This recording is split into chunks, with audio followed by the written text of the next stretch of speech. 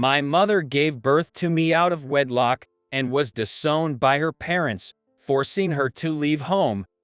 She realized that by using systems like food stamp, TANF, she could manage to get by, even though we were poor, so she chose not to work. Our neighbors were a couple with a son who was bedridden from birth, unable to walk or speak well due to his illness. Since the neighbor lady stayed at home to care for her son, my mother, seeing an opportunity, would leave me, still a young child, with them for about 2 hours while she went gambling. Of course, she never said she was going out to gamble. She always came up with some reason, like she had a doctor's appointment or had to go to the city office. Sometimes she left me there for over 4 hours, and when the neighbor lady expressed concern, my mother simply stopped leaving me there, saying, "It's fine." After that, I started staying home alone. I didn't go to kindergarten, so I had no friends and no one to talk to. When I went to the park alone, I always saw the children who had brought their mothers, and that made me feel jealous. The neighbor lady noticed my circumstances and approached me in the park and took me to her home. For me, who only eats instant foods or some breads from the supermarket, the foods she made were warm and delicious. She listened kindly to my stories, which made me very happy. Her son, John, was 5 years older than me. "John, our little friend Adam is here. Isn't that nice?" She called out, and John waved his hands to express his joy. That somehow made me happy too. "John has no friends. If you had any time, would you come and play again?" I nodded vigorously to her words. As a kid, I was happy. It was not because she pitied my poverty and sympathized with me, but because she invited me as a friend of her son. And so, I started visiting their house from time to time, enjoying their meals and talking to John. When I started elementary school, I finally started going to school for the first time in my life. My classmates had already learned to read and write, and could do calculations, as they had gone to preschool or kindergarten. Compared to them, I knew nothing and had to start learning from scratch. I was teased for being stupid and felt sad. I was sad and depressed, thinking about why I was different from everyone else. Regardless of my test scores or the teacher's comments that I needed more education at home, my mother continued gambling every day. It was more than just a hobby, and it had become an addiction. It was obvious even to everyone. Even when we were shopping together, she would stop as soon as she saw something related to gambling. She would walk in a daze towards it, look at it, and tells me to go home, then she goes gambling. Whenever she saw numbers while shopping, she would remember gambling and become restless. She would hand me the shopping bag and say, "I'll be back later," then head off to play. Even when watching TV at home, if a gambling commercial came on, she would react and say, "I'll be back in a bit," then leave. I was scared of my mother because she seemed to be controlled by something. That night, I woke up to the sound of crackling flames, smoke, and a strange smell. Fire was raging. "It's on fire." Looking around, my mother was nowhere to be found. It seemed that she had gone out to play while I was sleeping. My heart was pounding. Fear of death approaching made my entire body shake. At that moment, the face that came to mind was not my mother's, but the neighbor lady's. I mustered up the courage to run out of the house and rang the doorbell of the neighbor's house and pounded on the door. "What's the matter, this late at night?" John's father, who opened the door, wasn't angry but looked worriedly at my face.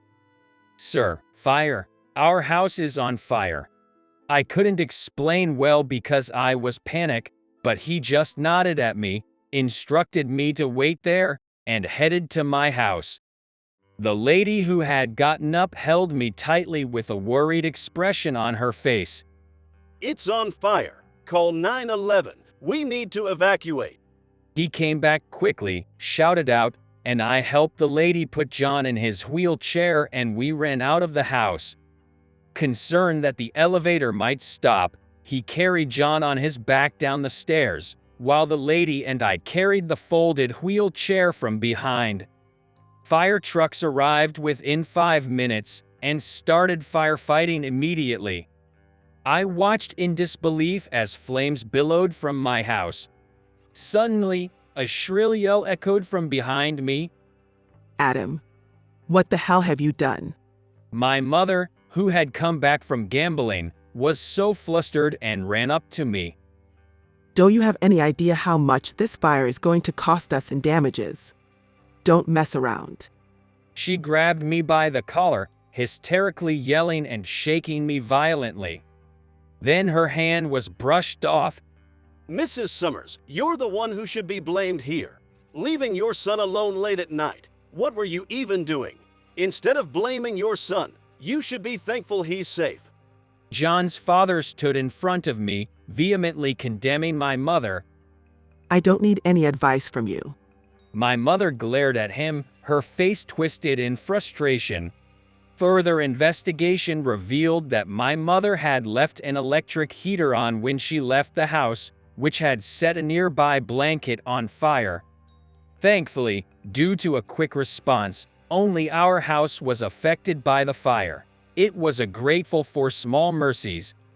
Even though my mother delivered a parting shot like that, she had nowhere else to go, so we both ended up staying at the neighbor's house for a while. One day, when I came home from elementary school, my mother was sitting across from a stranger, talking. "Hey, who's that?" John's mother gave me an uncomfortable look and told me it was a person from CPS. But at that time, I didn't know what that meant or implied. We've determined that you lack the ability to raise your son properly, so we will be taking him into our care and placing him in an orphanage. I heard their words and froze. I didn't fully understand the complexities of the situation, but I knew I was about to be separated from my mother and live somewhere far away. Initially, I didn't plan to have a kid. Just take him. I felt a lump in my throat and my eyes stinging at my mother's muttered words. I knew my mother didn't like me, but I believed that there should be some bond between us because we shared the same blood. I just wanted to believe. Then suddenly, John's mother broke in. Are you even a mother?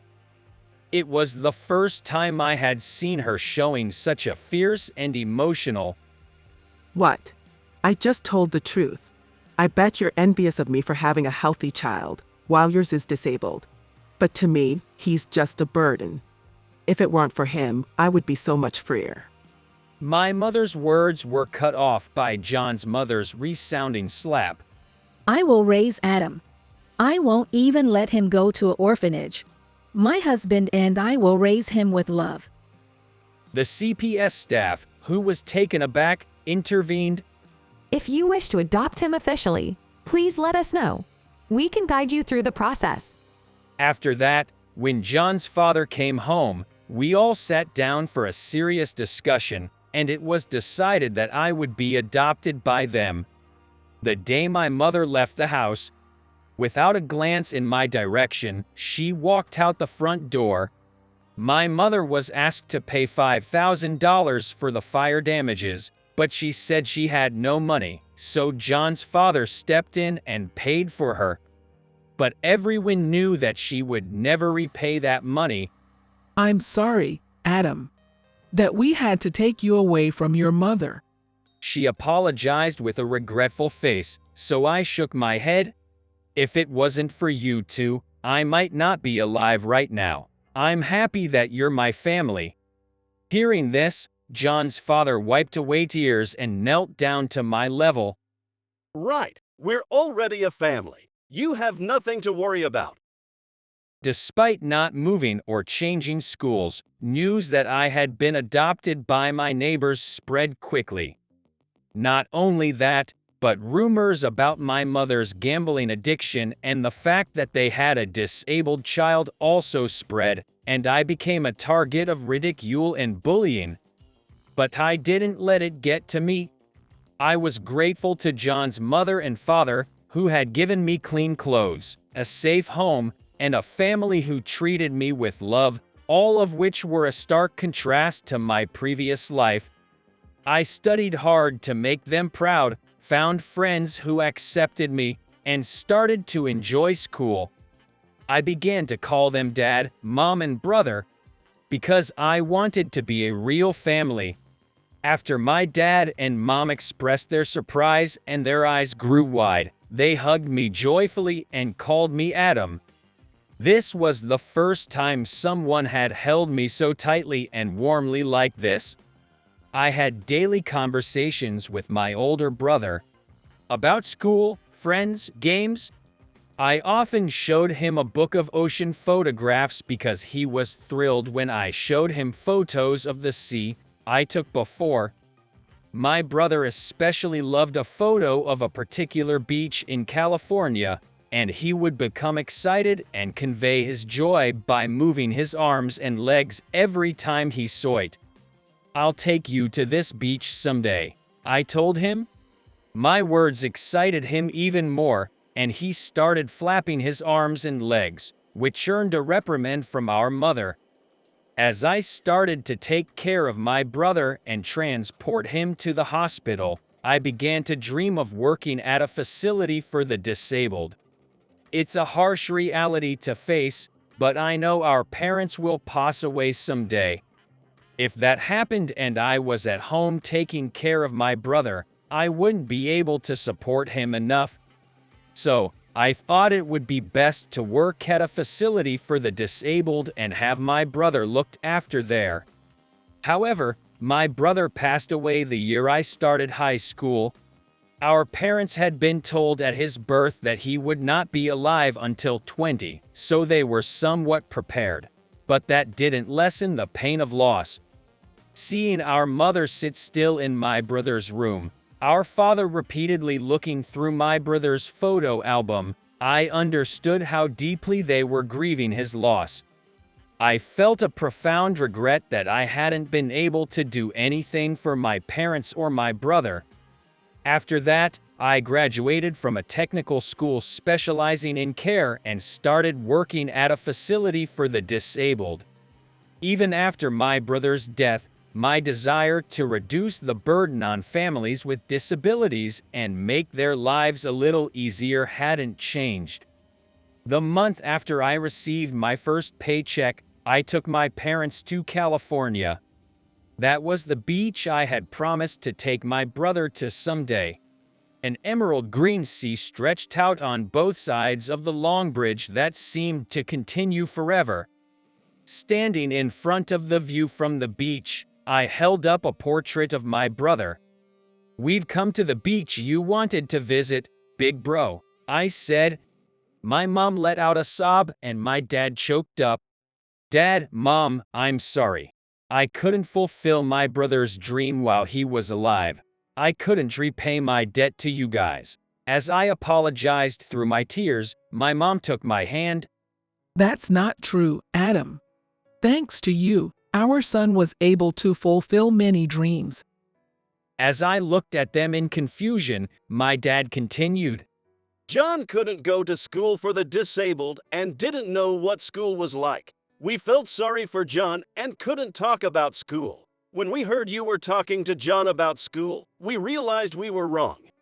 My father explained how my brother could imagine himself going to school, making friends, studying, and enjoying student life through my stories. I'm sure he's in heaven right now, flapping his arms and legs with joy, knowing that you've remembered and brought him here.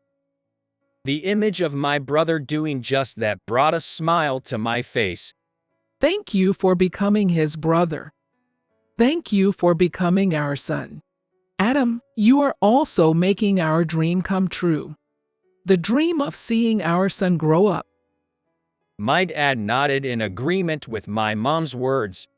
Ever since we adopted you. No, from the moment we met you, Adam, you've been our savior. My dad added. I couldn't stop the tears. Blood ties didn't matter.